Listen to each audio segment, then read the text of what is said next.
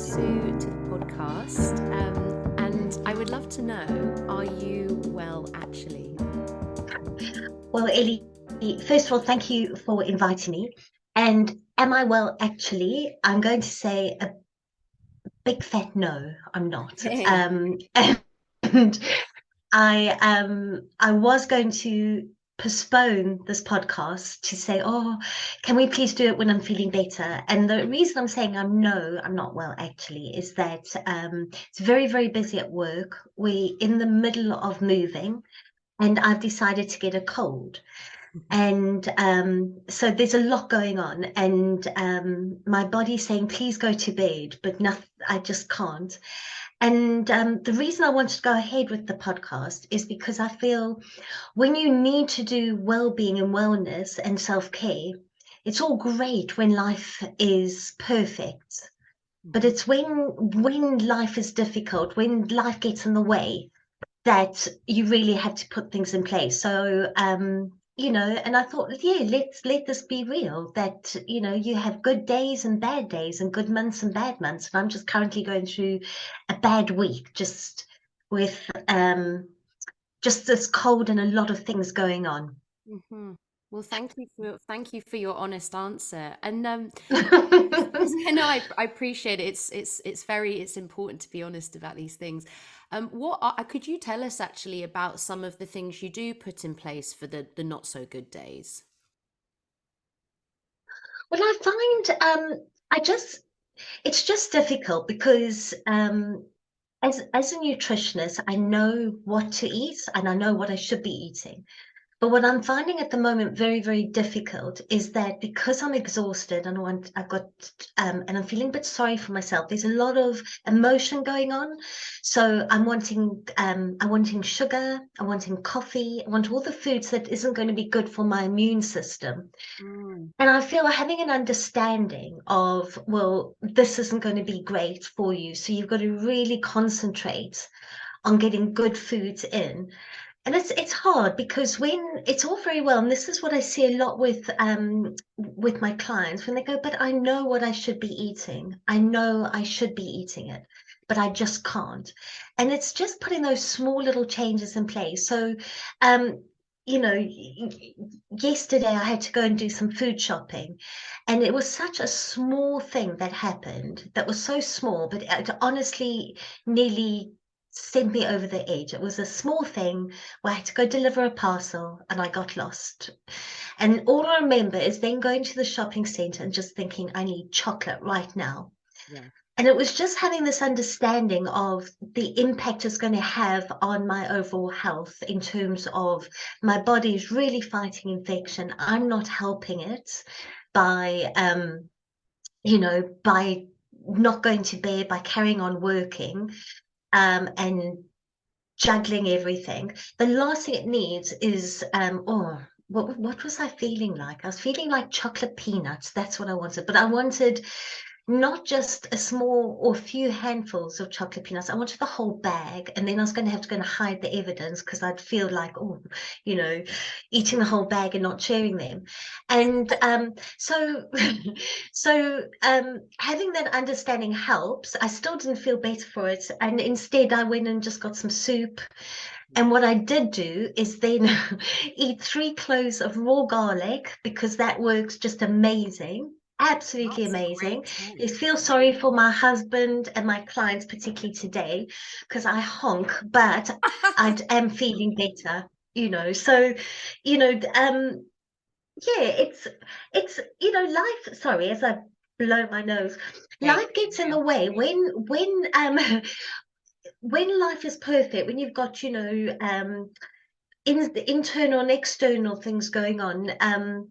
I always find it so lovely when you've got this fantastic work-life balance and nothing's going on. But when you've got things going on and then you not feeling very well, what you tend to see with people saying, "Oh, I'll go on my healthy eating next week or when I move."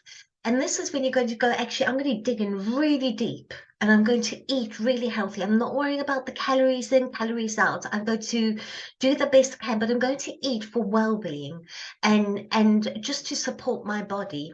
Hmm.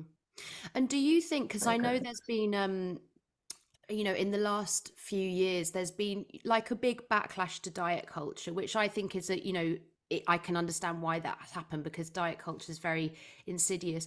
But do you think that it's almost gone too far the other way in that people you almost feel like people are told off for thinking about the health benefits of food because it's supposed to be just eat whatever you want and listen to your body, but as we know, Yeah. listening to your body's quite hard sometimes because it doesn't Oh, always I give you it's so difficult, and people don't understand that the brain is actually, the one factor that's not on your side is your brain.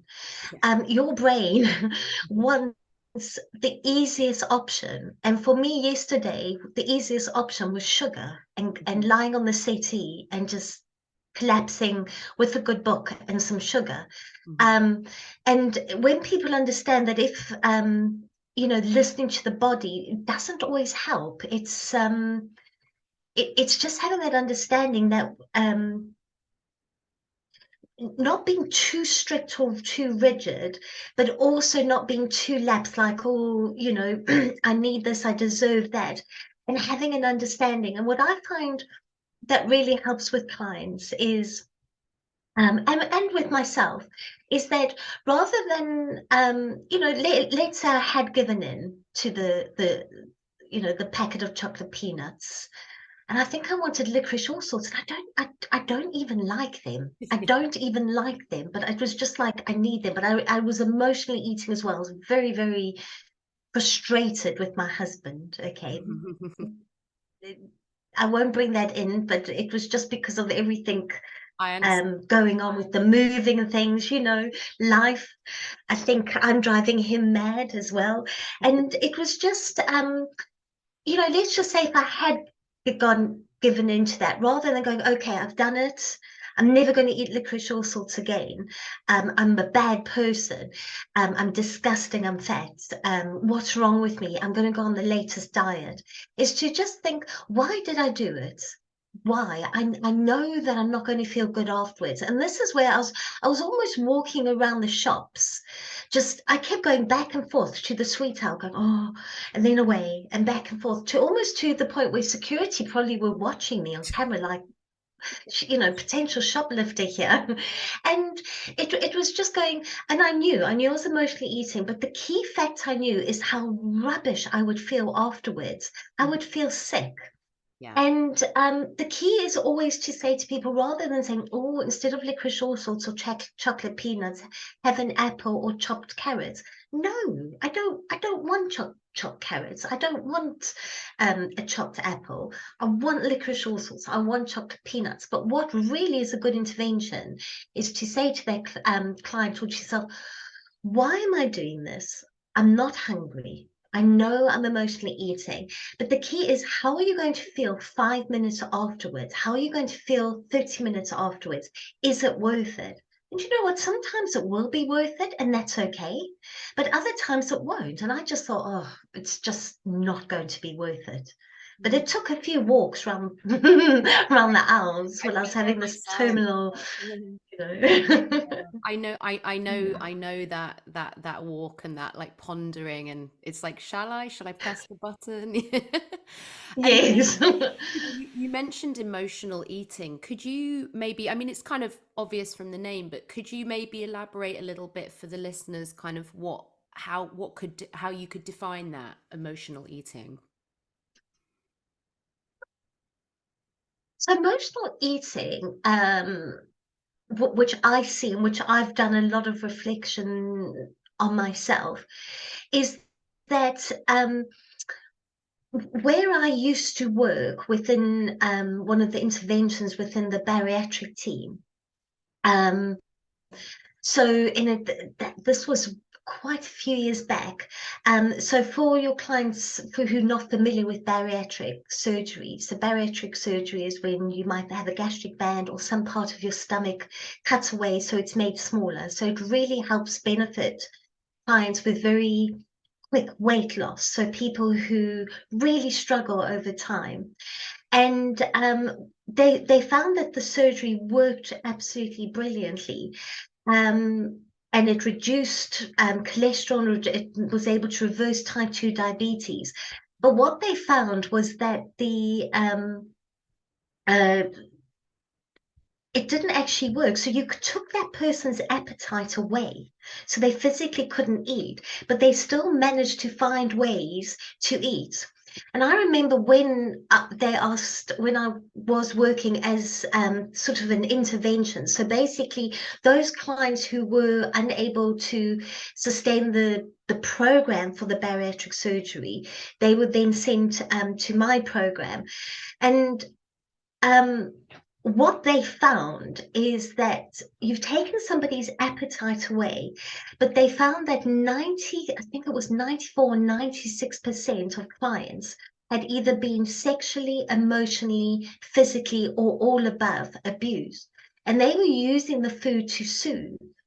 Hmm. And this is an example of very extreme, you know, of extreme conditions, but we all emotionally eat. And I don't know if it's my sort of generation as well and older, but I was brought up in the generation where women were always talking about dieting, always putting ourselves down. So if somebody said you look lovely and you go, oh, I'm so fat, it's like, oh, and it was it was my mother's generation, it was my generation. We were always dieting, counting calories. Hmm. And so when life gets in the way and you are tired or you emotional, someone's hurt you, that food that has been demonized has been there to use as to almost soothe.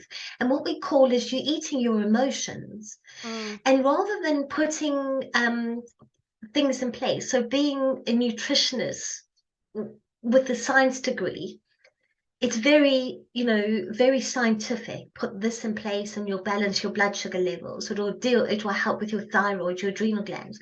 But what you actually forget is that putting those factors in place don't work. You've got to get to the core and the essence of yourself and your client to keep saying, why? Why, when you know this is going to be bad for you? Why, when you know you're going to feel rubbish, almost sick and very low, do you keep doing it? And the question is, you just keep asking yourself, why? Why? Because I deserve it. Why do you feel you deserve it? Because I'm tired. Why are you tired? And you get to the core of it. And it's a long process. It's not like, oh, a couple of whys and you're cured. It's a long process.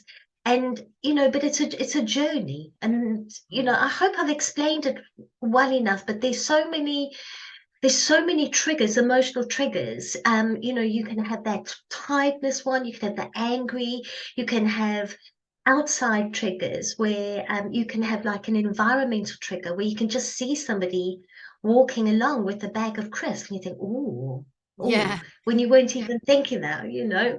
it's happened to me. So Mm.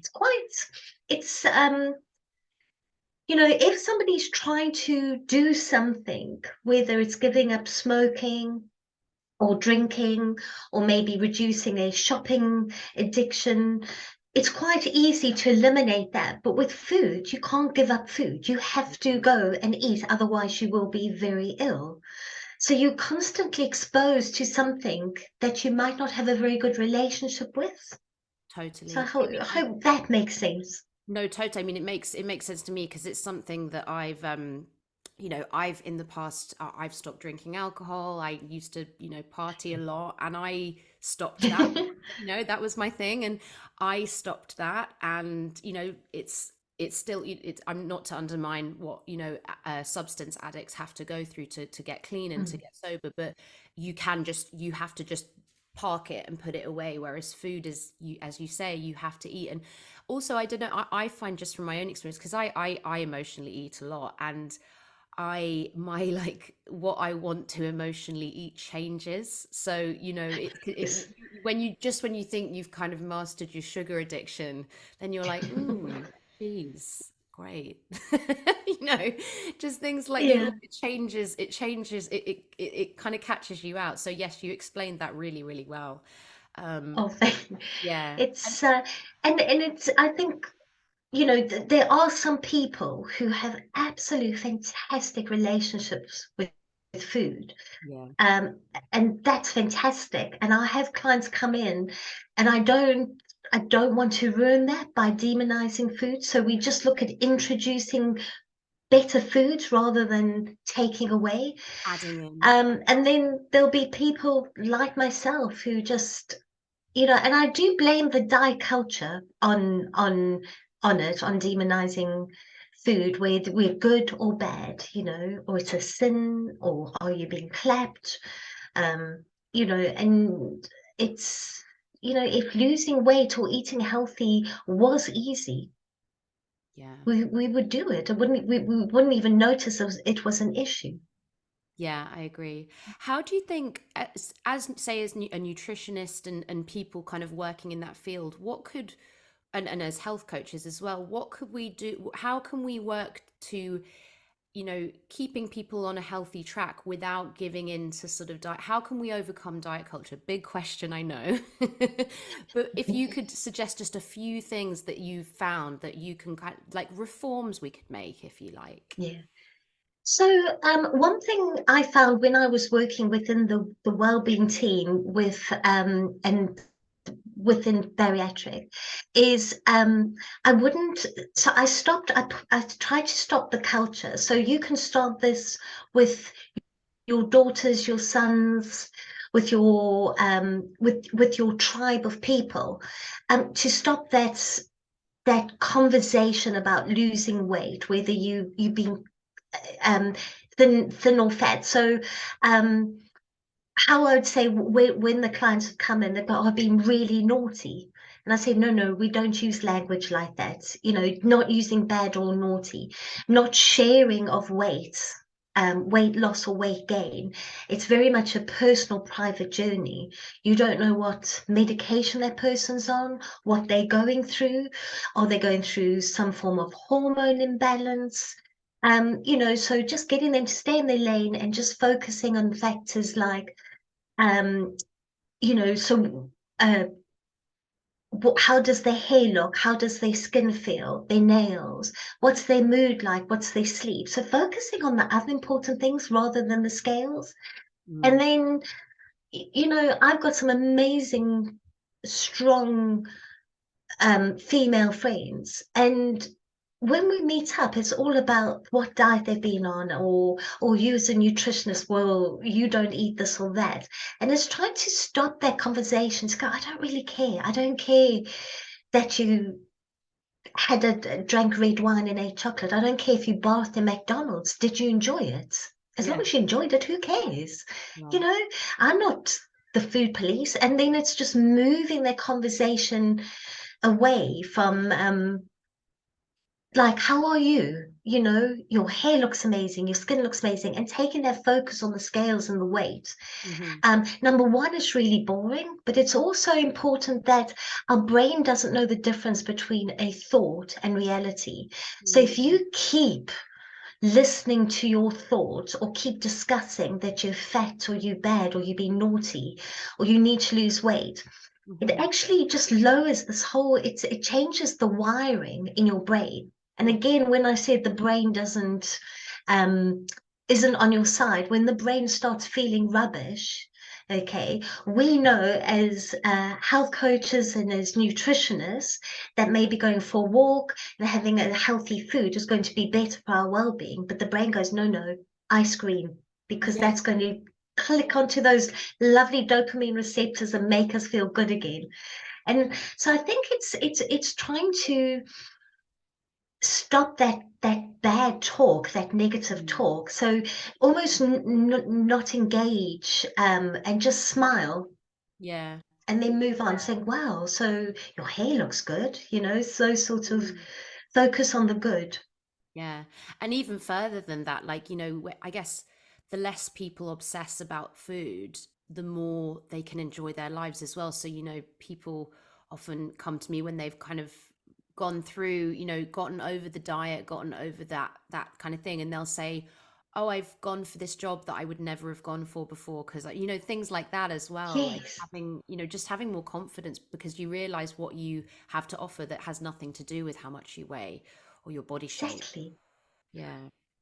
How many times have you seen, and I'm talking more about females, which is probably the reason I'm saying that is because I see quite a lot of females who determine how their day is going to be by how they look and their scales. Totally. And when you might see someone who's just stunningly beautiful and presented, but the person who stands out is that woman whose shoulders are back, who might be carrying a bit of extra weight, who might not Hmm. have the perfect hair, but they're enjoying life.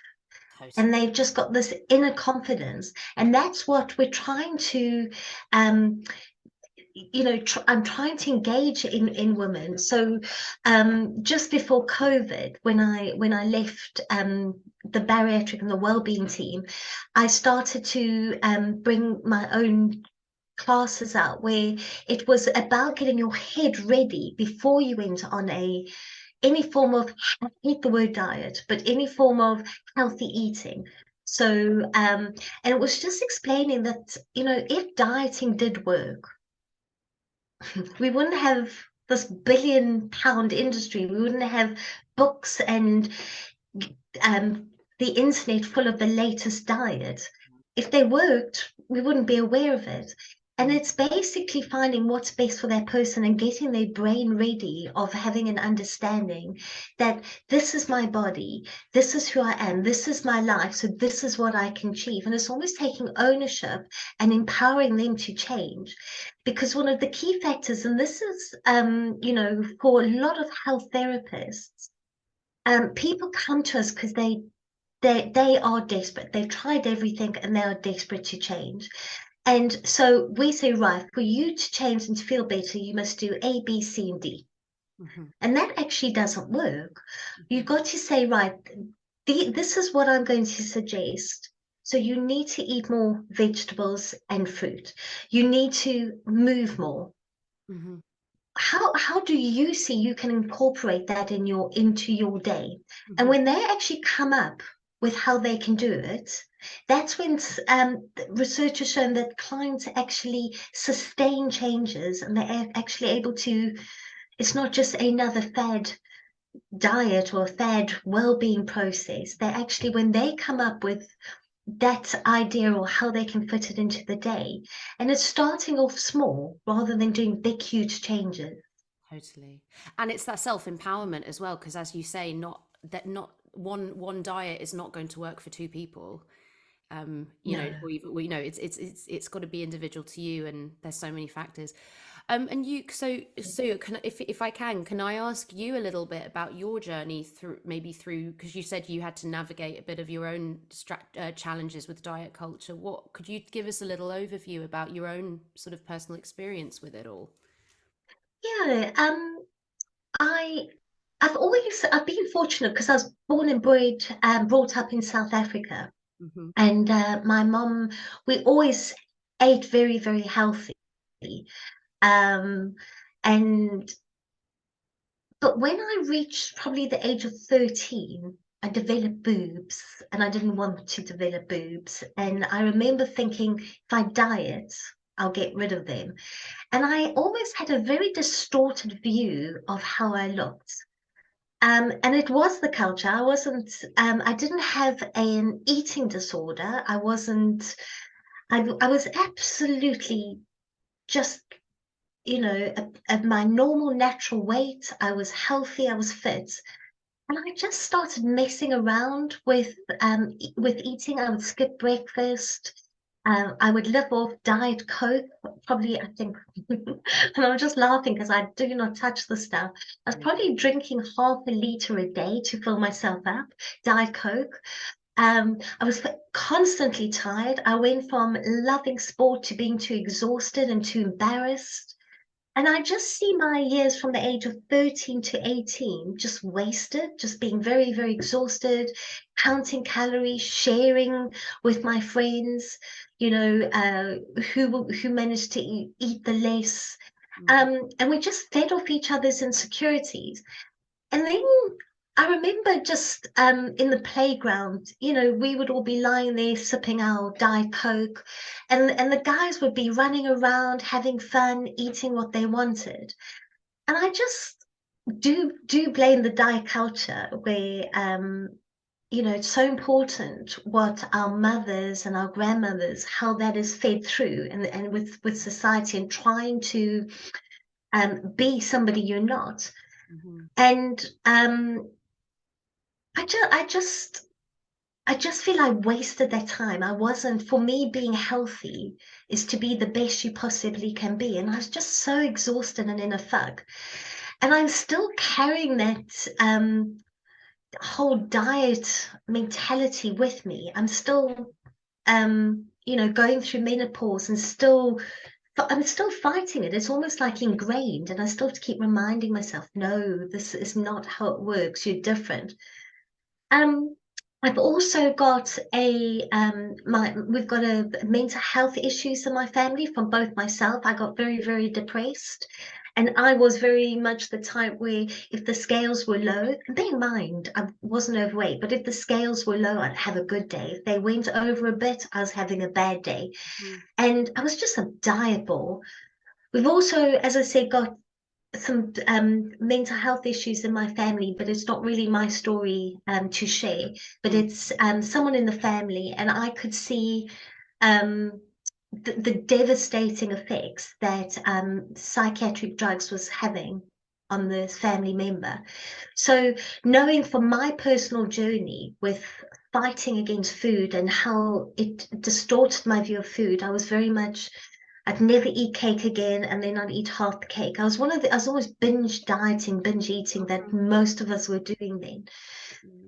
And then I just saw that how healthy eating can improve people. And then I decided I was working as a TV production manager. And then I decided to go back to university and retrain as a mature student. Very difficult, as not calling you mature student, but balancing. I'm a Yeah. lot older than you, but Balancing. balancing work and going back to studying and things is hard. And I went in there for the main goal was to help this family member Mm. and cure them, okay, through nutrition. And it was one of the best things I did, one of the hardest things I did, because it taught me about the importance of eating never to die. But it also taught me that um, there is a place in society for health and nutrition, and there is a place in society for doctors and psychiatrists and psychologists. And I just wish we could marry them together Yeah. because we tend to we're both all guilty of this, where the GPs and the psychiatrists thinks, nutritionists and naturopaths and health coaches are hippies and dangerous with just supplements. And we think you guys are dangerous because you just are giving pills and popping with lots of side effects. Mm. And there's a place for both. Totally. And where I went in with this hope to heal this family member, I realized I couldn't, but I could help manage the side effects very much. And they worked very, very well together. And I do believe that this will be the future, particularly with within the NHS, how it's been crippled. That somebody with type 2 diabetes, one of the best things is diet, that you can manage it. Hmm. Healthy diet, not supplementation, but diet, Mm. and exercise and moving, and bringing both medical side and also health, and empowering people to take ownership and going, yes, I have high cholesterol, I have type 2 diabetes, or I'm at risk of these because I need to lose weight.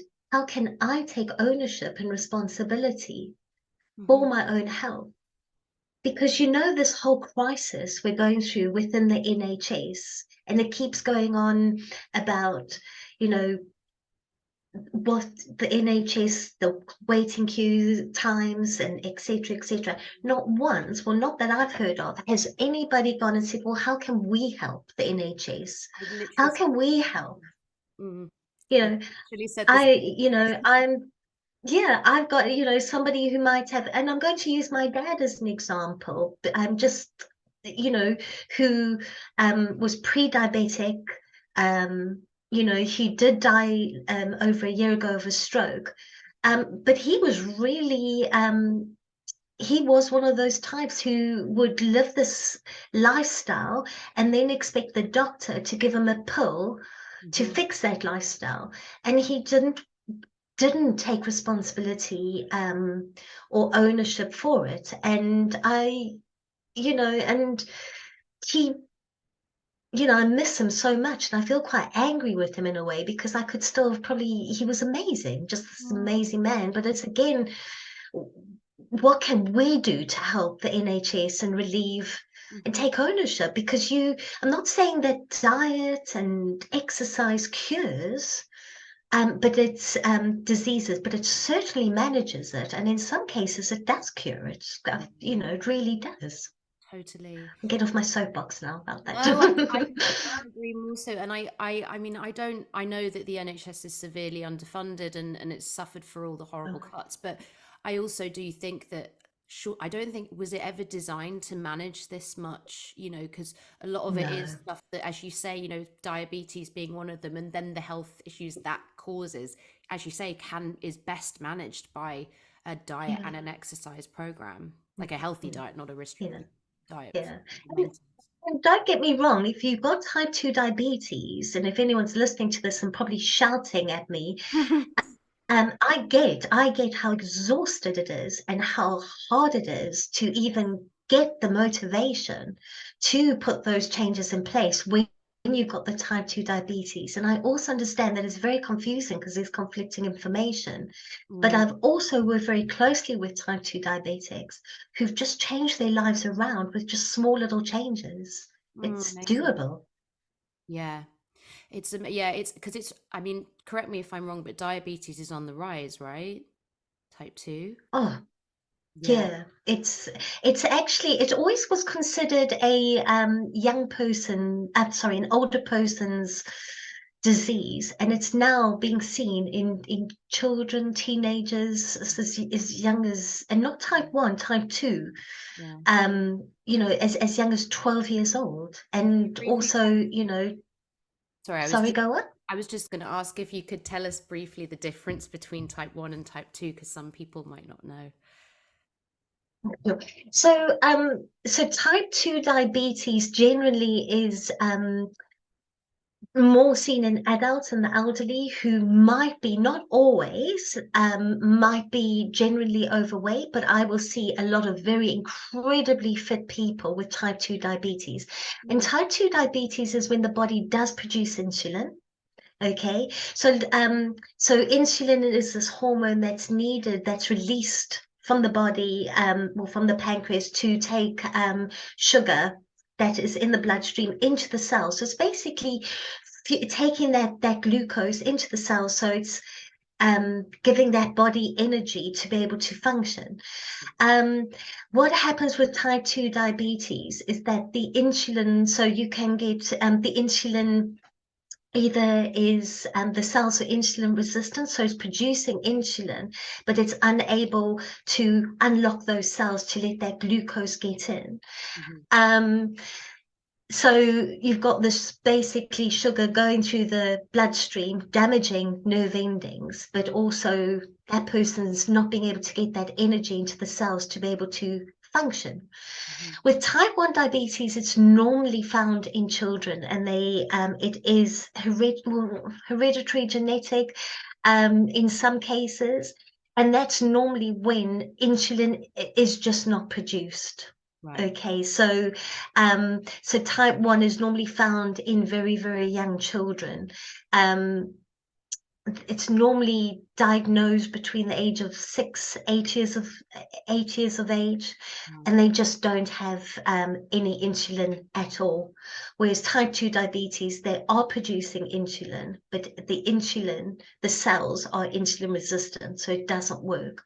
And what happens over time is that the pancreas that produces this insulin gets very exhausted, Mhm. and keeps producing this insulin, going, why is the sugar in the bloodstream? Let's get it out. Keeps pumping it out, and then that dries up. So it's something that can be very, very dangerous. I see. So really, from what you're saying, I mean, whether you suffer with diabetes or not, sugar is something that seems to be one of the biggest culprits for disease and illness in the body? I I think it is. It's, you know, it causes, you know, I think the thing with sugar, the concept of sugar is, first of all, what it's doing to you with your blood sugar balance. So you take sugar, it gets broken down very quickly, causes a sugar spike and a sugar crash, which then your body instantly needs more sugar to compensate for that sugar crash. But I think people forget that the more sugar you consume, it actually causes, so sugar can is able to cross the blood-brain barrier, which is Mhm. exactly what it says. It's this barrier that it surrounds the brain to protect it. And it's able to absorb very easily through the blood-brain barrier. And it plays havoc with our wiring, our neurotransmitters. Um, in our brain. And we have, I would say, two of our main happy hormones, serotonin and dopamine. And they play a really essential role in our moods, Mhm. in motivation, in you know, in so much. In so when you're trying to get somebody to exercise or put well-being changes in place, they need to be motivated. And the serotonin and dopamine are the key. And if you've got this sugar going through and actually docking onto those receptors and blocking the serotonin and dopamine, it causes chaos. It causes absolute chaos. Mm. And so how I do it in the best way I can describe it, and I use it for myself, and I used it very much for yesterday when I was going on that circle around the sweetie owl, going, should I, shouldn't I? Um, it's, I call it my sugar dragon. Okay, but let Yeah. me also tell you, I've got a sugar dragon, I've got a red wine dragon, I've got a prosecco dragon. I'm not a very good nutritionist, am I? I've got a crisp dragon, Crisp okay? I've dragon, got I a cake dragon. Some people just have one dragon. I've got five dragons, yeah. okay? My main one is sugar, which sugar is an alcohol anyway. But so when if you having a week where it's been a lot of birthdays, a lot of celebrations, a lot of wine, a lot of you know, a lot of sugar in their diet. You've basically, imagine you've got a sugar dragon in your brain, and it wakes up and it's like, woohoo, fantastic. And then it just keeps wanting more and more and more. Okay. And even when the gut is going, whoo, please, I can't do this. And it's almost like having a hangover. So when you get somebody onto cutting down sugar, taking sweeteners out of the diet, you've got to explain to them you are going to have a hangover because your sugar dragon needs to go to sleep. You need to put it to sleep. And that is what I always say to a person. Don't ever ask yourself, I shouldn't eat that food. Say to Mhm. yourself, will it be worth waking up that sugar dragon or the wine dragon or the crisp dragon? Will it be worth it? Because it can take 3 to 5 days to get it back to sleep, where you're going to have terrible cravings. Yeah. And a lot of the times, and that's where I said, no, it won't be. It really, really won't be. I'll be even more grumpy and cranky with the move and work. It just won't be. Yeah. And I think that's when I try and explain to people, rather than talking about neurotransmitters and dopamine and serotonin. So for you and I, it's quite familiar, but for other people, it's like, what? Mm. Sugar dragon. You've Yeah. got some food dragon in your brain. When you have that, you're waking it up. Is it worth it?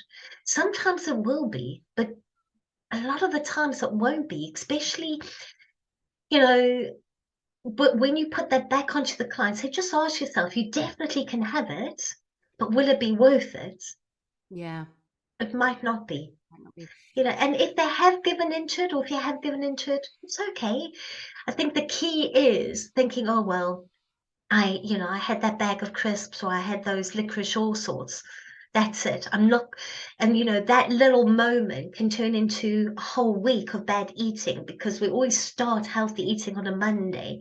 And Mhm. it's saying to that person, you've got your mobile phone. When you drop your phone, you pick it up, you dust it, you make sure the screen isn't being cracked. Okay. but you don't go, oh, I've dropped my phone, let's stamp on it and I'll get a new one. But Yeah. that's exactly how we need to treat eating. Oh, I've had a hiccup, it's not the end of the world, but that hiccup does not have to last a whole week.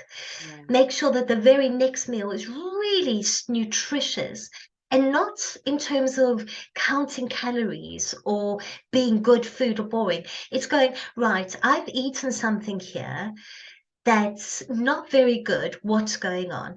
And you can say it could be emotional eating. I could just be really struggling emotional. It could be I'm tired or I'm not sleeping well. And that's when you put certain foods, well, when I say certain foods, it's a balanced diet in place of making sure, you're getting your good source of carbs, protein, good sources of fats, and your vegetables and your fruit. Mm. That's, I'm yeah. just wondering, Mm. so I'm going to ask you a question now. Have you noticed I keep talking about, that we always say our fruit and veg, and I'm talking about vegetables and fruit. Um, and the reason I say that is a lot of clients, particularly the ones I see who come through my clinic door, um, will eat a hell of a lot of fruit. Okay. And fruit is so good for you. But too much fruit can still cause sugar spikes and sugar crashes. Is it So I want to get clients to eat veg and no more than 3 portions of fruit a day. This obviously depends on the individual. If they're exercising a lot, of course, have more. But if somebody's got maybe a risk of developing type 2 diabetes, or if they are trying to lose weight, you know, looking at what I call crunch at lunch: carrot sticks, cucumbers, wedges, celery, radishes, peppers, and then looking at the fruit.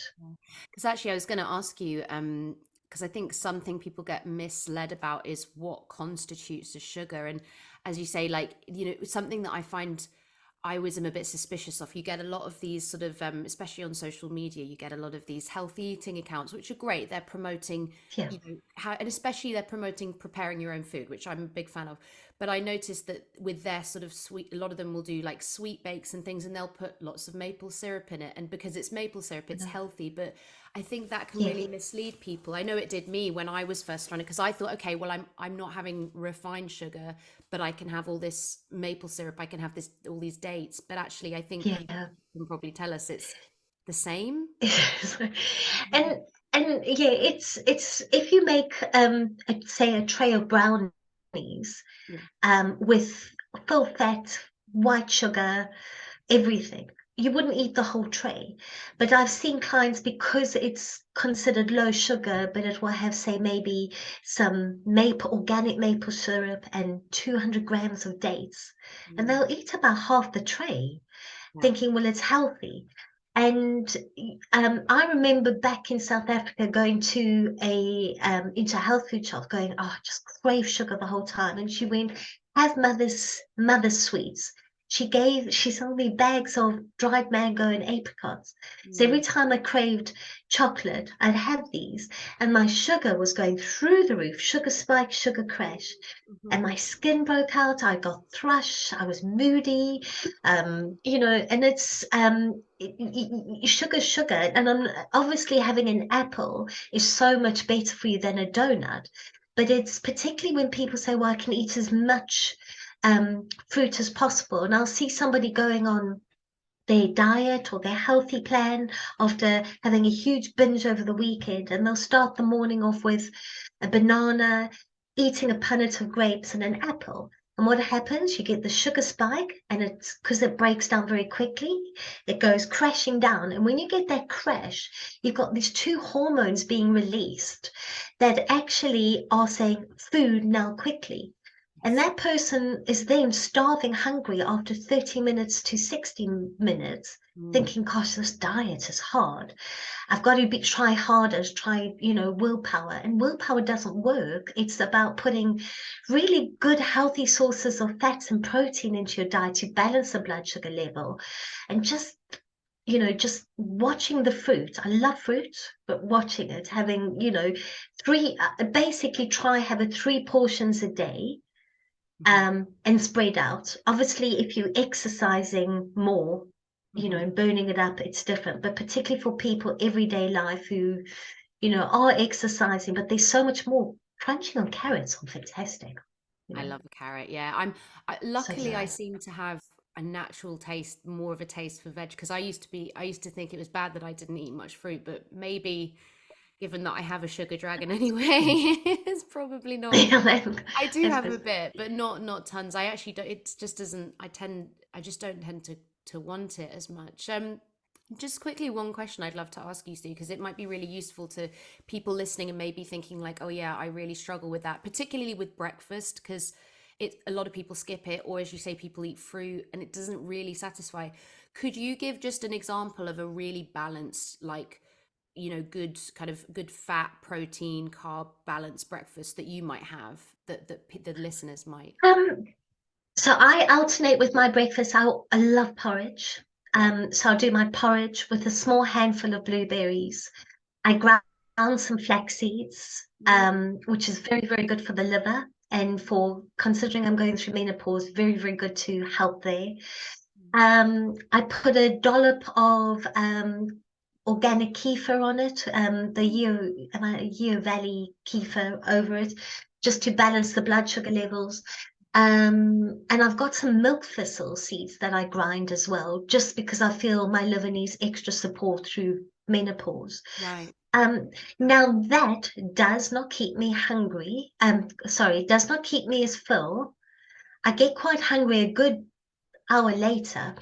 Yeah. So what I tend to have is an omelette, and in the omelette, I will pack it with spinach or kale, red onion, garlic. Think of garlic constantly. But I just Me people are too. used to it. And just really, really pack it. I tend not to put cheese in it, but I'll maybe put some avocado, and that can keep me full for good 3, 4 hours. And again, that's right for me.